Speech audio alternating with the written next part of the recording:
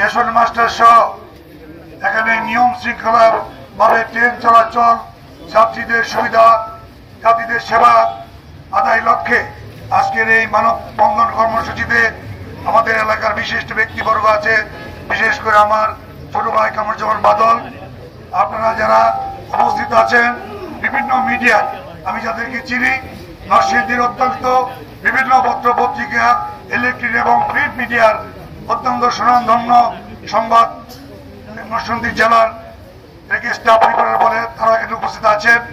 আপনাদেরকে আমরা প্রথমে আমাদের পক্ষ থেকে ধন্যবাদ জ্ঞাপন করি যারা আজকের এই জনকল্যাণ কমিটি একটি কর্মসূচির আয়োজন করেছেন। সংগ্রামী জনতা, আপনারা জানেন যেটা রবিন বলেছে, এলাইপুর উপজেলার 25টি ইউনিট, পৌরসভা সহ 25টা ইউনিট সবচেয়ে বেশি সরকারের রেভিনিউ আদায় হয় সেই আমিরগঞ্জ থেকে। এখানের সাথে একটা শিল্প অঞ্চল, এই শিল্প অঞ্চলের সাথে ঢাকার ইসলামপুর সহ যেখানে বড় বড় কাপড়ের বেচা কিনা হয় সেখানের সাথে এদের সংযোগ রয়েছে। আপনারা জানেন এখান থেকে ইসলামপুর কাপড় সাপ্লাই করা হয়, সে টাকা পয়সা আনতে যে দেখা যায় যে ট্রেনে নেমে নরসিংদীর হাটে নামতে হয়, তাদের গ্যাস নিয়ে আসতে এখানে অনেক বড় ঝুঁকিতে আমরা পড়ি। অতএব আজকে শুধু এটা শুধু সাধারণ যাত্রী নয়, ব্যবসা বাণিজ্য, সরকারের বিভিন্ন অফিস আদালত, সেখানে যারা এখানে চাকরি করে তারা এখানে বসবাস করে। অতএব এই দাবি শুধু সাধারণ যাত্রী নয়, ব্যবসায়ী, চাকরিজীবী, কৃষক সহ এখান থেকে আমাদের যে কৃষকদের উৎপাদিত পণ্য ঢাকা সহ বাংলাদেশের বিভিন্ন অঞ্চলে সাপ্লাই করা হয়। অতএব এই দাবিটা শুধু আমাদের নয়, সরকারের রাজস্ব আদায়ের ক্ষেত্রেও এটা অত্যন্ত বড় দাবি রাখে।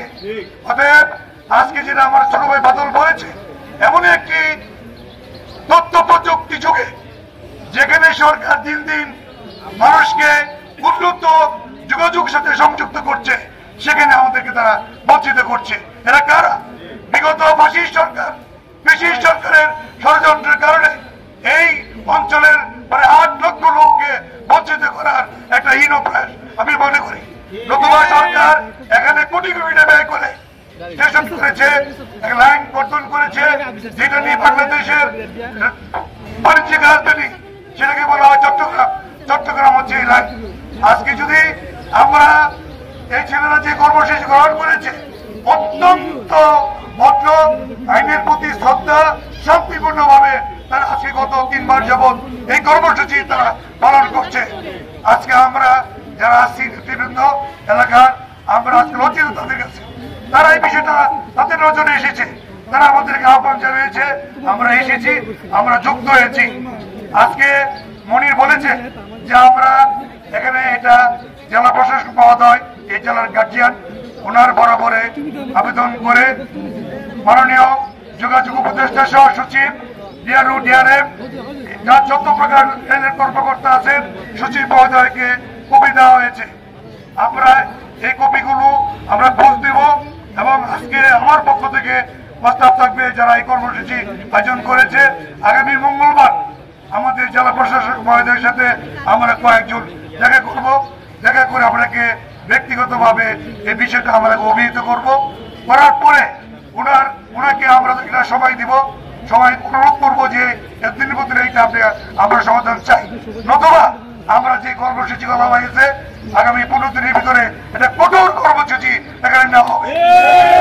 সেক্ষেত্রে আপনারা যারা মিডিয়া আছেন, আপনাদেরকে অনুরোধ করব, আপনাদের প্রিন্ট মিডিয়া, ইলেকট্রিক মিডিয়াতে আপনারা আমাদের এই দাবিগুলোকে, এই অঞ্চলের বঞ্চিত মানুষের দাবিগুলোকে আপনারা দয়া করে প্রশাসনের নজরে আনবেন, যাতে করে আমরা যেখানে যোগাযোগ করি আপনাদের যে ডকুমেন্টস থাকবে, প্রিন্ট মিডিয়া বা যেগুলো আমরা নিয়ে যাবো, দেখাবো যে দেখেন জনগণের দাবি বিভিন্ন পত্র পত্রিকা আসছে।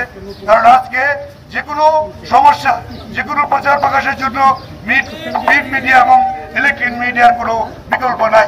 আজকে পত্রিকা আসছে, জনের আসছে, অনেক বড় বড় সাংবাদিক আসছে। আপনারা আমাদের সহযোগিতা করলে আমরা সর্বশেষ যদি আমাদের 15 দিনের ভিতরে না হয়, আমরা একটা সাংবাদিক সকলের মাধ্যমে এই রেল লাইন যতক্ষণ পর্যন্ত দাবি আদায় না হবে ততক্ষণ পর্যন্ত এই রেল চলাচল বন্ধ থাকবে।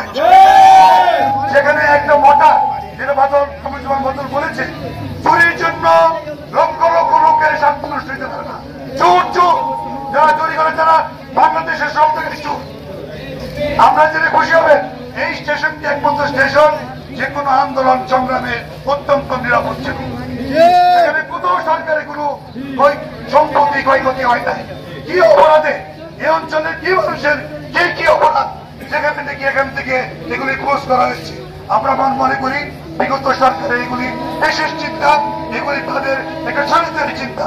আজকে দেশে পরিবর্তন এসেছে, আমরা চাই একটা মানবতা, মানবিক রাষ্ট্র, মানবিক সমাজ। সেই মানবিক সমাজকে কায়েম করার জন্য আমরা আপনাদের মাধ্যমে আমাদের যে দাবি 8 ইউনিয়নের প্রায় 8 লক্ষ লোকের দাবি আপনারা তুলে ধরবেন। সেই অনুযায়ী আমাদের পরবর্তী কর্মসূচির মাধ্যমে আমাদের কর্মসূচি ঘোষণা করা হবে। আমরা দেখতে পাচ্ছি তা আমরা সহ্য করতে পারি না, তা আমরা ধারণ করতে পারি না, তা আমরা মেনে নিতে পারি না। প্রিয় জনগণ, প্রিয় বন্ধুরা আমার, আপনারা বলেছেন দেখেও না দেখার ভান করেন।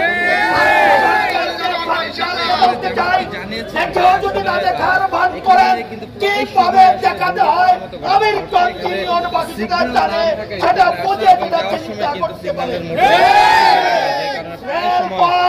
এই দেশের জনগণের পথ, রেলপথ এই দেশের জনগণের প্রিয় পথ, রেলপথ এই দেশের জনগণের আপামর জনগণের প্রিয় রাস্তা। এই রাস্তা হয়ে যায় তাহলে সারা বাংলাদেশের মানুষ বুঝতে পারবে আমিরগঞ্জ ইউনিয়ন কত, জনগণ কত শক্তিশালী। ইউনিয়নে কোন আমিরগঞ্জে গেলে কোনো মাস্টার নাই, অভিভাবক এলাকা, অভিভাবক এই স্টেশন তাহলে স্টেশন কিভাবে চলে? সুতরাং আমরা দাবি করব আগামী 15 দিনের মধ্যে এখানে স্টেশন যত কার্যক্রম আমি আমার কথা শেষ করছি। আসসালামু আলাইকুম।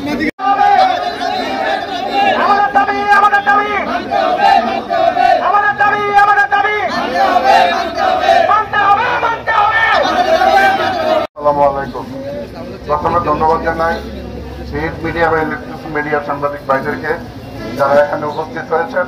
তাদেরকে আমরা ছাত্র জনতার পক্ষ থেকে আন্তরিক অভিনন্দন এবং ধন্যবাদ জানাই। আমরা একটা বিষয় নিয়ে, যে বিষয়টা নিয়ে আমরা কথা বলতেছি, আজকে যে মানববন্ধন, এখানে যে ছাত্ররা বিশেষ করে একটা সামাজিক সংগঠন আছে তারা যে উদ্যোগ নিচ্ছে তাদেরকেও আমি অন্তঃস্থল থেকে ধন্যবাদ জানাই। এখন আপনারা জানেন যে প্রায় 3 বছর যাবৎ একটা সরকার থাকা অবস্থায় এখানে সিগন্যাল চুরির দায়ে স্টেশন মাস্টার সহ রেলের সমস্ত কর্মকর্তা কর্মচারী এই আমিরগঞ্জ স্টেশন থেকে ক্লোজ করা হয়েছে।